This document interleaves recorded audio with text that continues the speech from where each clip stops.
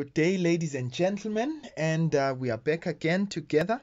All right, and we are looking at the final question from the Mpumalanga paper.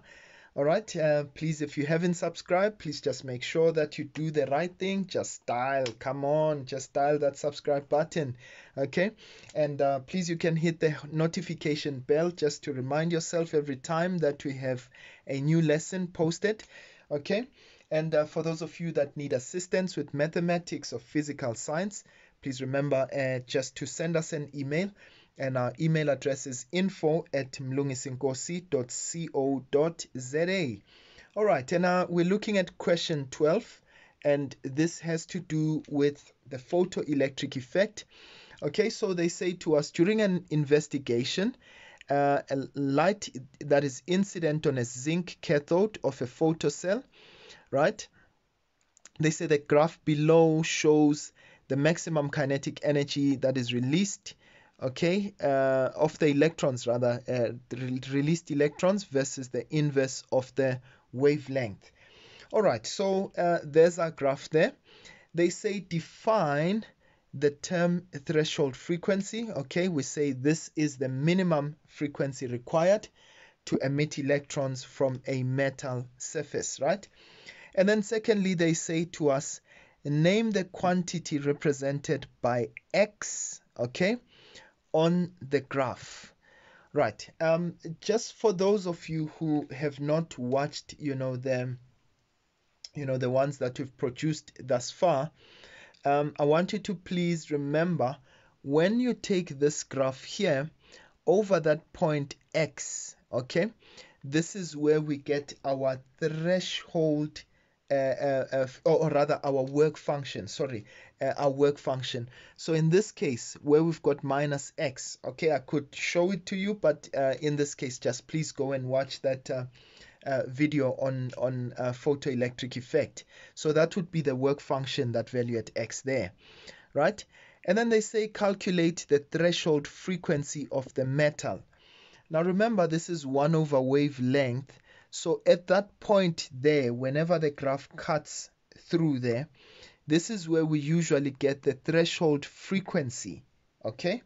But we're not given the threshold frequency this time. We're given the inverse of the wavelength, okay? But you remember that frequency, okay, is C divided by lambda, right? So we've got that there. We know that frequency is equals to the speed of light. Remember, now we are talking about light. So I'm trying to open that for you so that you can see it. Okay, so we are taking it from that equation there. V is equals to F times lambda, right? But now we're looking for frequency. It's going to be V over lambda, but V in this case is equals to the speed of light, which is C. Okay, so this is the same as simply saying it's C multiplied by 1 over lambda. Okay, do you see? So this is going to be 3 times 10 to the power 8. That's the speed of light. Multiplied by, but what is 1 over lambda there? We're given 3.46 times 10 to the power I think that is 6 there. Okay. Yeah. Ooh, that's such a small value. Yeah, I think it's to the power 6. Yes, it is. Okay, so this is to the power 6. And we can get that from our calculator. And I get a value of 1.038 times 10 to the power 15. Okay, remember this is frequency, and our frequency is measured in hertz, right? Okay, so that's going to be 12.3. Okay, and remember we said the quantity that is represented by X there, we said it's the work function. Okay, so that's for 12.2. That's the work function of the metal, right? Okay, so now They say to us the maximum kinetic energy of the photoelectrons ejected from a metal surface when light of a wavelength of a certain wavelength is used. Okay, so they give us the maximum kinetic energy of the ejected electrons. Okay, and they say to us we now need to calculate, okay, the wavelength of that light used.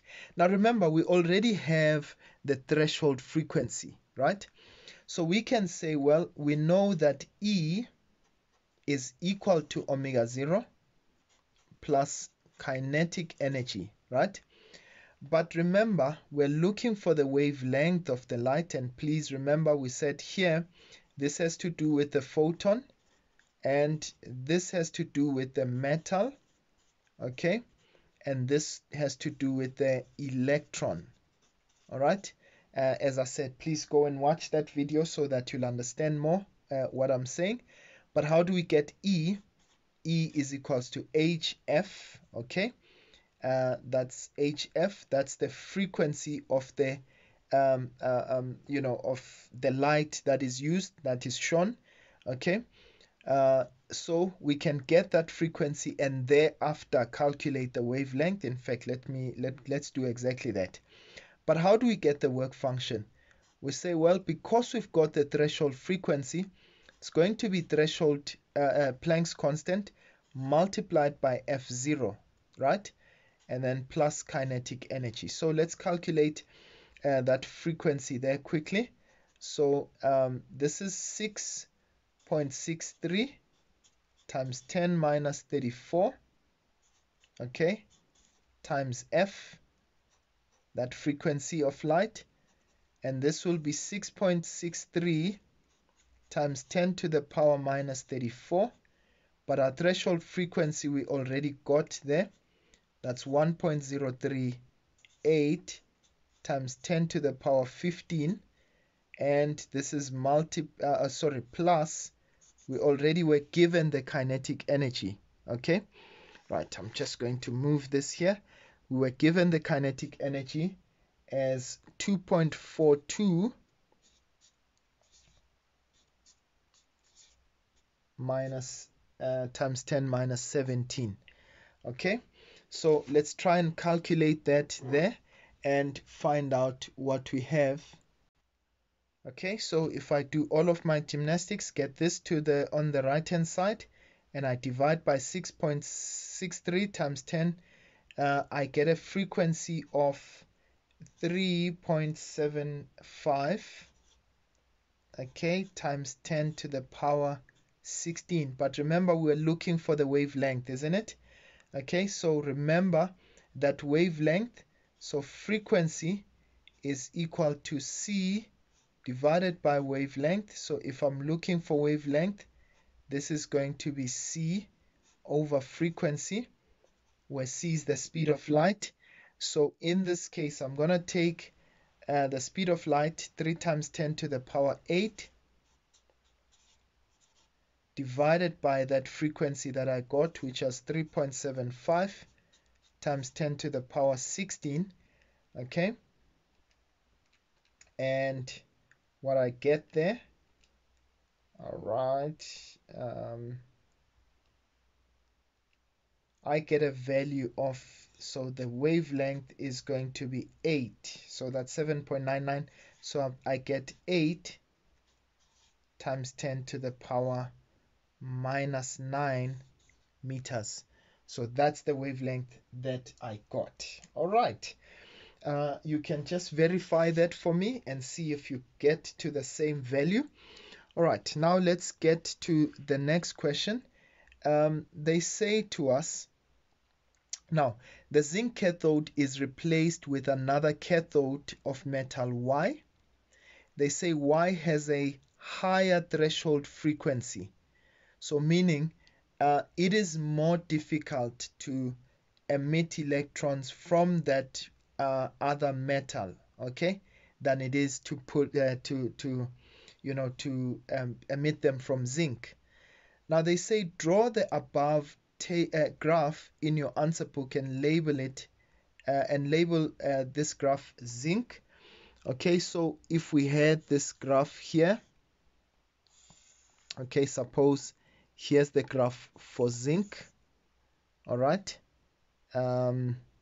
so this was X over here, right? Now, in this case, what would happen?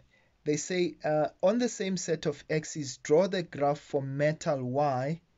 When metal Y is used as the cathode, clearly label the new graph Y. So this would be the graph for zinc. Yeah, let me just label it there. So this would be the graph for zinc. And please remember to label your axes, right? So this is EK max, all right? Now remember that metal Y has a higher threshold frequency. Okay, that's what they said to us, right? So it means for graph Y, remember this would be is showing us the inverse of wavelength, but it's also in a way showing us where the threshold frequency is. So it would be higher for graph Y. So this would be our graph Y. So the gradients of the two graphs would be the same, but graph Y would have a higher threshold frequency. So this would be our graph Y. So this is against 1 over wavelength, which is per meter. Okay, so this is what your question would look like. Right, so I hope that you understood that part. And yeah, there it is.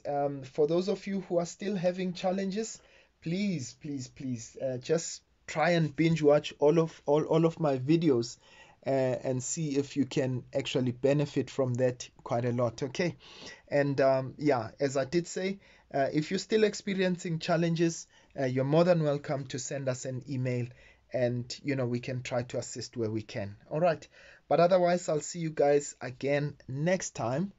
Sharp, sharp.